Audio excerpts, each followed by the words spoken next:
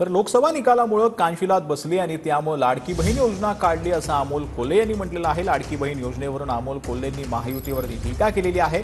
गद्दारीसाठी 50 खोके आणि लाडक्या बहिणीसाठी फक्त 1,500 रुपये असं देखील अमोल कोल्हे यांनी म्हटलं। चोर त्या चोराने लुटलं। शेवटी चोर पकडला गेला, लोकांसमोर बसवला। चोर काय कबूलच करीना, चोर लुटलेला माल परतच देईना। एकदा विचारून झालं, दोनदा विचारून झालं, शेवटी इन्स्पेक्टरनी खाडकन कानाखाली जाळ काढला। चोर कळला का आणि इन्स्पेक्टर कळला का?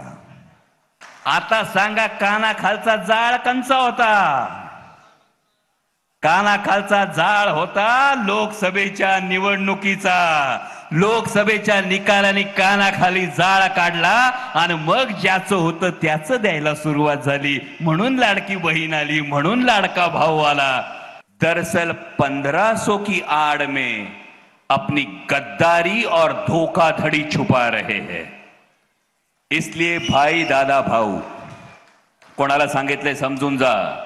इसलिए भाई दादा भाऊ, ये गुलाबी धूल हमारी आंखों में ना झोंके। भाई दादा भाऊ, ये गुलाबी धूल हमारी आंखों में ना झोंके। आपको गद्दारी के लिए 50 खोके और लाडली बहना सिर्फ 1500 में ओके।